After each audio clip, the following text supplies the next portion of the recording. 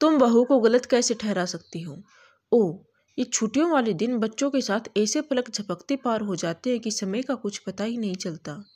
दोपहर के 3 बज गए और आज शाम बच्चों की किट्टी पार्टी भी है।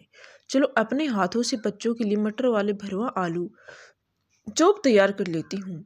वैसे रसोइये ने तो शाम के खाने की पूरी तैयारी कर ही रखी है, पर बहू को भी मेरे हाथों के गर्मा गर्म चॉप्स कॉफ़ी पसंद है, तो शाम में अपने दोस्तों के साथ बैठकर चैन से गर्मा गर्म चॉप्स कॉफ़ी पसंद है तो शाम में अपने दोस्तों के साथ बैठकर चैन से गर्मा गर्म नमकीन का लुत्फ उठाएगी। सोचती हुई मालती जी रसोई की ओर तेजी से जाने लगी। तभी बहू और बेटे की बातें सुनकर उनके कदम ठिठक गए। विनय, मुझे भी बड़ा मन करता है कि तुम्हारे साथ अकेले में फुर्सत के 2 पल गुजारूं, लेकिन जब भी कहीं घूमने जाओ हमारे साथ मम्मी जी होती ही है। मैं कभी कभी कंफर्टेबल फील नहीं करती। घर में भी अक्सर हमें अकेले में समय गुजारने का मौका ही नहीं मिलता। उनकी बहू नंदिनी अपने पति से कह रही थी। क्या कह रही हो श्रीमती जी? कहीं मम्मी ने सुन लिया तो उन्हें बुरा लग जाएगा।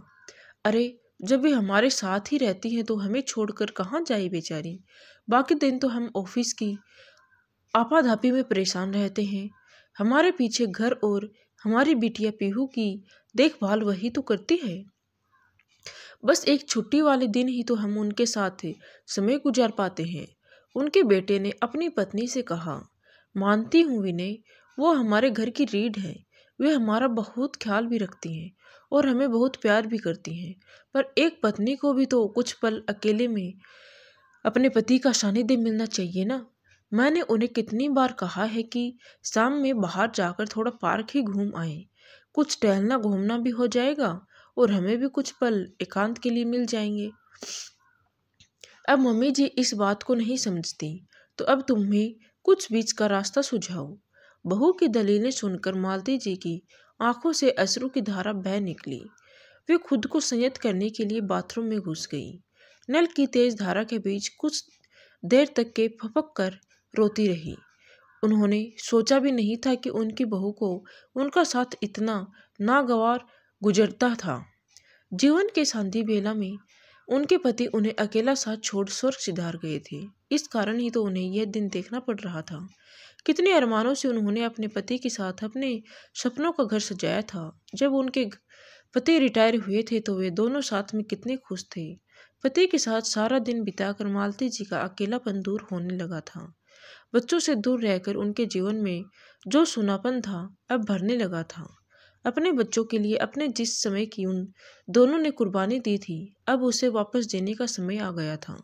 लेकिन अचानक उनकी खुशियों को न जाने किसकी नज़र लग गई। रिटायरमेंट में के 1 महीने बाद ही दिल का दौर पड़ने के कारण मालती जी के पति चल बसे। नंदिनी के इस क्रूर प्रहार को झेलना उनके लिए बहुत मुश्किल हो रहा था। वे काफ़ी बीमार हो गई थी। आखिरकार काफ़ी मशक्कत के बाद उनके बेटे बहू उन्हें अपने साथ चलने के लिए मना पाए। बेटे बहू का निश्चय प्यार देख मालती जी धीरे धीरे अपने पति के जाने का गम भूलने लगी थी। उनकी पोती पीहू के जन्म के बाद तो उन्हें खुशियों का खजाना ही मिल गया था।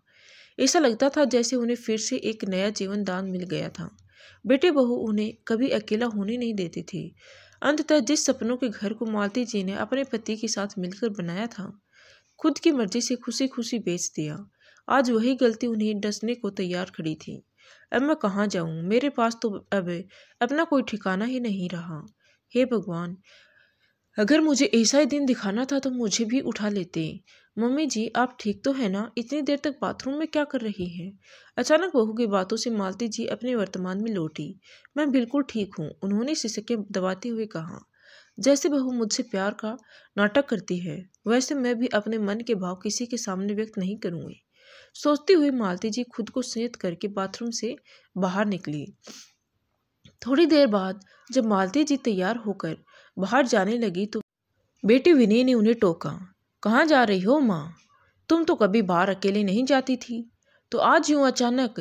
वो पार्क में आते जाते मेरी एक सहेली बन गई है, बस उसी से मिलने जा रही थी। मालती जी ने थोड़ा अटकते हुए विनय से कहा। अच्छा, तो तुम पार्क में घूमने जाती हो? विनय ने हैरत से पूछा। तुम लोगों के घर पर नहीं होने पर कभी कभार चली जाया करती थी, मालती जी ने तुरंत उत्तर दिया। यह तो बहुत अच्छी बात है माँ, विनय ने चहकते हुए कहा। मालती जी की बात सुनकर नंदिनी ने भी खुश होते हुए कहा, बहुत अच्छा लगा मम्मी जी कि इस अनजाने शहर में आपको एक नई साथी मिल गई है। घूमने जाना है जरूर जाइए, पर आप समय से घर लौट तो आएंगी ना। अम्मी जी, आपको तो पता ही है, शाम में हमारे कुछ दोस्त मिलने आ रहे हैं। आप नहीं होंगी तो हमें अच्छा नहीं लगेगा। अब इतनी भी भोली ना बनो, तुम्हें ही तो अकेलापन चाहिए ना। तो जा रही हूँ। बहू की बातें सुनकर बुदबुदा उठी थी मालती जी। हाँ मम्मी, नंदिनी ठीक कर रही है, हमारे दोस्तों से मिलने तुम जरा जल्दी घर आ जाना। देखती हूँ बेटा, बेटी से कहती हुई मालती जी सजल नेत्रों से घर के बाहर जाने लगी। उनका मन बहुत आहत था। वे अपने धुन में आगे बढ़ी जा रही थी। भावनाओं का ज्वार उनके मन को कचोट रहा था। चलते चलते वे अपने घर से बहुत दूर निकल आई थी। तुम मालती हो ना? अचानक किसी ने पुकारा तो मालती जी रुक कर उस दौर देखने लगी। अरे, नहीं पहचाना? हाँ तो अब पहचानोगी भी कैसे? इतने वर्षों में बूढ़ा जो हो गया हूँ मैं। अरे, आप तो रमेश भाई साहब हैं ना? चलो, तुमने पहचाना तो सही। मालती जी के मुंह से अपना नाम सुनकर वे बुजुर्ग खुश हो गए। अरे, तुम अकेले क्यों घूमने आई हो? तुम्हारा पति मोहन कहाँ रह गया? रमेश बाबू ने मालती जी से उनके पति के बारे में पूछा, जो शुरुआती दिनों में उनके ही दफ्तर में सीनियर अधिकारी थे। कुछ साल तक दोनों ने एक ही साथ ऑफिस में काम किया था। दोनों के घरेलू ताल्लुक भी बहुत मधुर रहे थे। वे नहीं रहे तभी तो मैं दर दर भटकने को मजबूर हूँ, मालती जी ने रूंधे गले से कहा। काफी वर्षों के बाद वे रमेश बाबू से मिल रही थी। उनके सामने वह अपना दर्द बयां तो नहीं करना चाहती थी, पर उनका मन इतना आहत था कि वे खुद पर काबू नहीं रख पाई। रमेश बाबू के सामने उनके मन का गुबार फूट पड़ा था। उन्होंने रमेश बाबू से अपने दर्द का बखान किया। उन्होंने बताया कि कैसे पति के निधन के बाद वे अपने बेटे बहू के आग्रह पर उनके पास रहने चली आई थी। उनका प्यार देख उन्होंने उनके साथ ही रहने का फैसला ले लिया था। अतः अपने सपनों का घर बेचकर अपनी पूरी जमा पूंजी बेटे बहू के नाम कर चुकी थी। अब उनकी बहू को उनका साथ नहीं सुहाता है। वह अपने पति के साथ एकांत में पल गुजारना चाहती है। अब आप ही बताइए, इस हाल में मैं कहाँ जाऊँ? रमेश जी से कहती हुई मालती जी फूट फूट कर रोने लगी। वैसे तुम्हारी बहू की चाहत कुछ गलत तो नहीं है मालती। बहुत देर तक धैर्यपूर्वक उनकी बातें सुनने के बाद रमेश बाबू ने अपनी चुप्पी तोड़ी। रमेश बाबू की बातें सुनकर मालती जी ने हैरत से उनकी ओर देखा।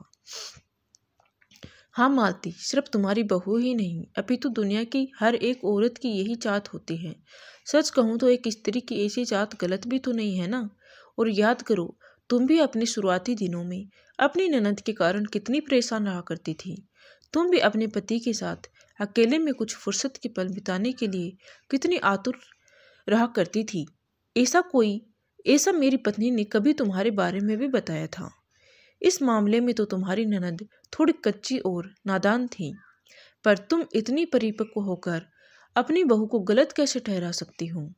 तुम्हारा बड़ा भाई होने के अधिकार से मैं तुम्हें सिर्फ इतना ही कहना चाहूँगा कि तुम अपनी बहू के मनोभावों को समझो और अपनी आंखों से नादानी का चश्मा उतार फेंको। सही नजरिए से अपने बेटे बहू को देखोगी तो तुम्हें सब कुछ साफ दिखाई ही देगा। उनके निश्चल प्यार को महसूस करो और उनका साथ दो। उम्र के इस पड़ाव पर हम तुम जैसे लोग अक्सर अकेले छूट जाते हैं। हमारे जैसे कई बुजुर्ग यहाँ आस पास ही रहते हैं। हम सब ने तो मिलकर यहाँ एक ओल्ड एज क्लब की स्थापना की है। वहाँ उम्र की गोधूली बेला पर खड़े हर राही के लिए जगह है। तुम भी वहाँ जरूर आया करो। हम लोगों के बीच हंसते बोलते तुम्हारा दिल भी बहल जाएगा और तुम्हारे बहू बेटे को समय भी मिल जाएगा।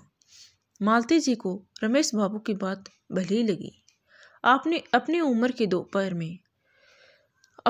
दोपहर में एक बड़े भाई की तरह मेरा मार्गदर्शन किया और आज इस ढलती उम्र में मुझे मेरी नासमझी के गड्ढे में गिरने से बचाया।